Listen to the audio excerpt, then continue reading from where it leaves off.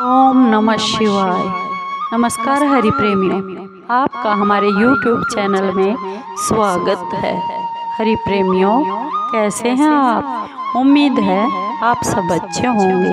ये आज का प्रसंग शुरू करते हैं। आज का प्रसंग है एक शिव भगत बहेलिया। हरि प्रेमियों, इससे पहले अगर आप हमारे चैनल पर नए हैं तो प्लीज़ चैनल को सब्सक्राइब ज़रूर कर लीजिए और बेल आइकॉन को ज़रूर दबा लीजिए ताकि आप तक हमारे सारे नोटिफिकेशन पहुंच सके। हरि प्रेमियों, आपका एक भी सब्सक्राइब हमारे लिए बेहद मायने रखता है। आइए आज का ये प्रसंग शुरू करते हैं। ये कहानी, ये प्रेरणादायक कहानी शुरू करते हैं। एक शिव भगत बहेलिया। हरि प्रेमियों, एक गांव में एक बहेलिया रहता था। उसका नाम हरिया था। वह गांव में जाल बिछाकर पक्षियों को पकड़ता था, जैसे चिड़िया, कबूतर, तोता, मैना, और फिर उन्हें पिंजरे में बंद करके अपने घर पर रख लेता था और फिर गांव के ही बाजार में जाकर उसे बेच देता था।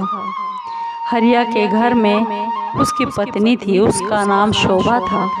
वह भगवान शिव की परम भक्त थी। एक दिन रात को भगवान शिव की पूजा कर रही थी। शोभा अपने पति के काम से बिल्कुल भी प्रसन्न नहीं थी। वह खुश नहीं थी। वह हर रोज उसे रोकती थी। एक दिन की बात है, उसने अपने पति हरिया से कहा, सुनो जी, तुम जिन पंछियों को पकड़ते हो और फिर बाजार में बेच कर आते हो, उन्हें कितना दुख होता होगा, कितनी तकलीफ होती होगी। अपनी पत्नी शोभा की बात सुनकर हरिया हंसने लगा और वह अपनी पत्नी से बोला, तुझे कैसे पता है कि इन्हें बहुत तकलीफ होती है? इन्हें बाजार में बेचकर मुझे अच्छे पैसे मिलते हैं, फिर तुम मुझे क्यों रोकती हो?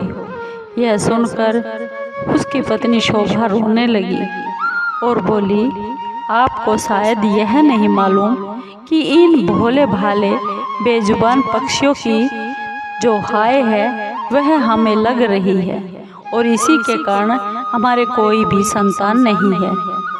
मैं दिन और रात भगवान शिव की आराधना करती हूँ, लेकिन फिर भी हम संतान के सुख से वंचित हैं।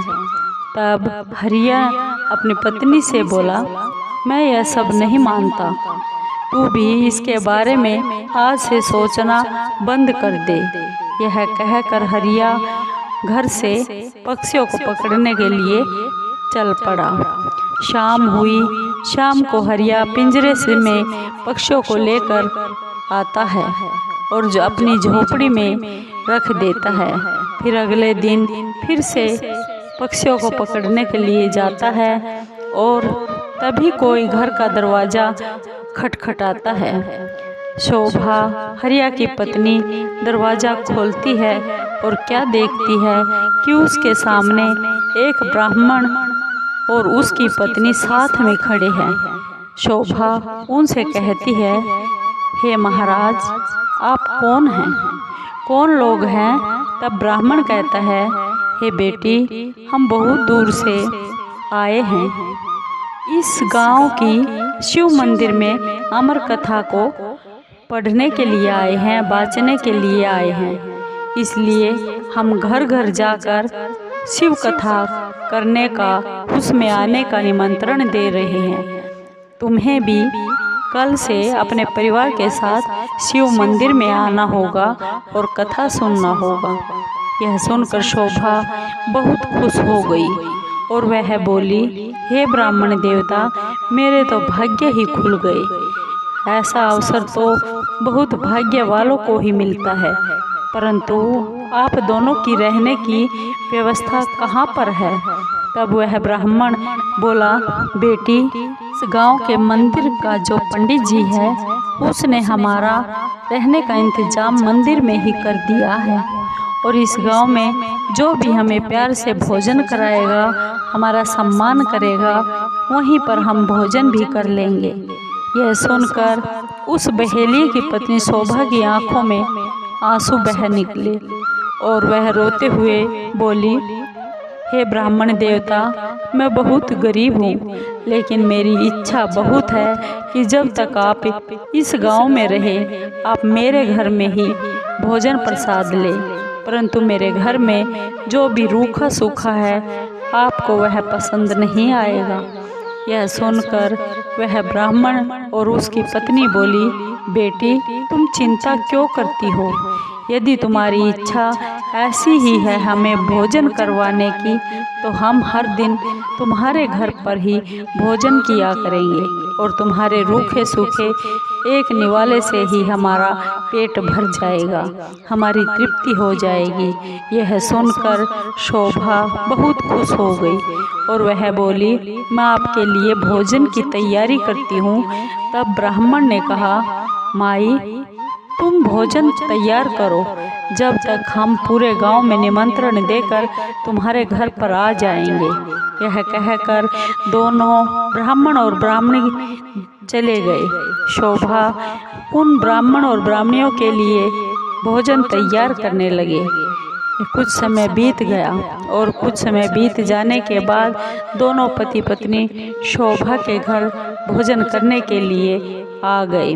जब वे भोजन करने बैठते हैं तभी ब्राह्मण की नज़र पिंजरे में पक्षियों पर पड़ती है। वे उठकर अपने स्थान से खड़े हो जाते हैं।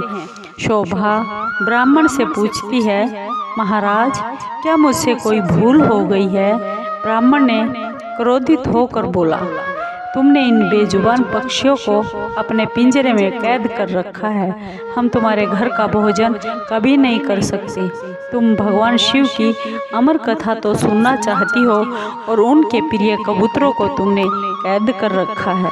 यह कहकर वे दोनों वहां से चल पड़ते हैं। हाँ, ब्राह्मण और उस ब्राह्मणी के पैर पकड़ लेती है और बोलती है, हे ब्राह्मण देवता, मेरे घर से आप रुष्ट होकर मत जाइए। मैं तो वैसे भी संतान के सुख से वंचित रहे हूँ। अगर आप भी बिना भोजन किए अगर यहाँ से चले गए तो हमारा सर्वनाश निश्चित है। यह पक्षी मेरे पति ने पकड़े हैं, मैं अभी इनको छोड़ देती हूँ, आज़ाद कर देती हूँ। यह कहकर वह बाहर जाकर सभी पक्षियों को पिंजरे से बाहर छोड़ देती है, आज़ाद कर देती है। यह देखकर ब्राह्मण और उसकी पत्नी दोनों भोजन करते हैं और शोभा को सौभाग्यवती और पुत्रवती होने का आशीर्वाद देकर वहां से चले जाते हैं। शाम को जब हरिया शिकार करके आता है तो वह सब पिंजरों को खाली देखकर शोभा से पूछता है। तब शोभा उसे सारी बात बता देती है। हरिया बहुत गुस्से में बोलता है, मैं इतनी मेहनत करके पक्षियों को पकड़ कर लाया था और तूने सब पंछियों को उड़ा दिया। आज के बाद किसी को भोजन पर मत बुलाना।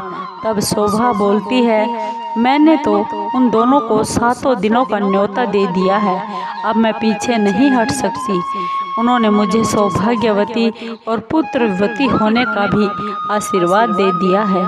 अमर कथा बाँचने वाले सच्चे ब्राह्मण का आशीर्वाद कभी भी निष्फल नहीं जाता। अगर उन्हें भोजन नहीं करवाया और उन्होंने गुस्से में कुछ श्राप दे दिया तो हमारा सर्वनाश हो जाएगा। अब आप केवल 7 दिनों तक बिल्कुल भी पंछियों को मत पकड़ना, बाद में जो चाहे करना। हरिया को हार कर उसकी बात मान लेनी पड़ी। वह मन ही मन से 7 दिन घर पर ही रहने लगा। हर दिन ब्राह्मण और उसकी पत्नी भोजन करने के लिए हरिया के घर आते और उनके आने से पहले ही हरिया घर से चला जाता। उसे यह सब बिल्कुल भी अच्छा नहीं लगता था।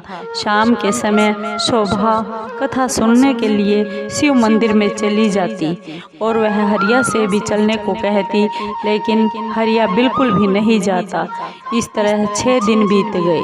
रात को शोभा ने हरिया से कहा, आपने मेरे कहने से 6 दिन पंछियों को नहीं पकड़ा, बस आप मेरी एक बात और मान लीजिए। हरिया बोला, बोलिए क्या बात है? वैसे भी मैं केवल कल ही घर पर रुकूंगा और परसों आने पर फिर से अपने काम पर चला जाऊंगा। तब शोभा बोली, कल अमर कथा है और समाप्त हो जाएगी।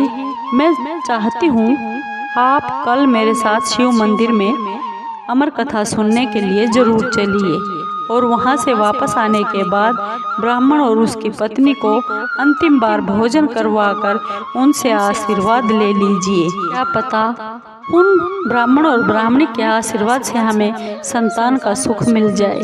हरिया उसकी बात सुनकर अगले दिन अमर कथा सुनने के लिए चल पड़ता है और मंदिर में कथा सुनते सुनते हरिया की आंखों से झरझर आंसू बहने लगते हैं। शोभा पूछती है कि क्या हुआ। हरिया कहता है, भगवान शिव ने जिन कबूतरों को अमरता का आशीर्वाद दिया है, मैंने तो जीवन भर उन्हें बेच बेच कर अपना पेट भरा है और अपने जीवन को नरक बना लिया है।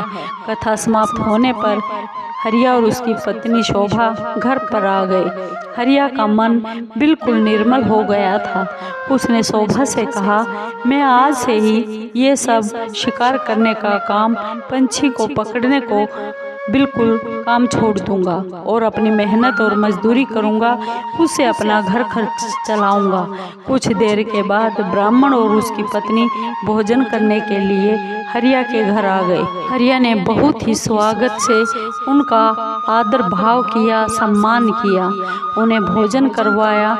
उसके बाद हरिया ने अपने मन की उस ब्राह्मण और ब्राह्मणी को सब बात बता दी। तभी ब्राह्मण और उसकी पत्नी भगवान शिव और माँ पार्वती के रूप में प्रकट हो गए। भगवान शिव कहते हैं, तुम्हारी पत्नी की भक्ति देखकर हम तुम्हें संतान का सुख देने के लिए आए हैं और सुख देना चाहते थे, किंतु तुम्हारे पाप के कारण यह संभव ही नहीं था, क्योंकि तुम बेजुबान पंछियों को पकड़ते थे और बेचते थे, क्योंकि वे बहुत दुखी होते थे। दुख तो उन्हें भी होता था, इसलिए वे बोल नहीं सकते थे। इसलिए हमें तुम्हारा मन बदलने के लिए भेष बदलकर तुम्हारे घर पर आना पड़ा। यह सुनकर दोनों पति पत्नी हरिया और शोभा रोने लग जाते हैं और भगवान शिव और पार्वती के चरणों में गिर जाते हैं। भगवान शिव और माँ पार्वती उन्हें पुत्रवती होने का आशीर्वाद देकर वहाँ से अंतर्ध्यान हो जाते हैं।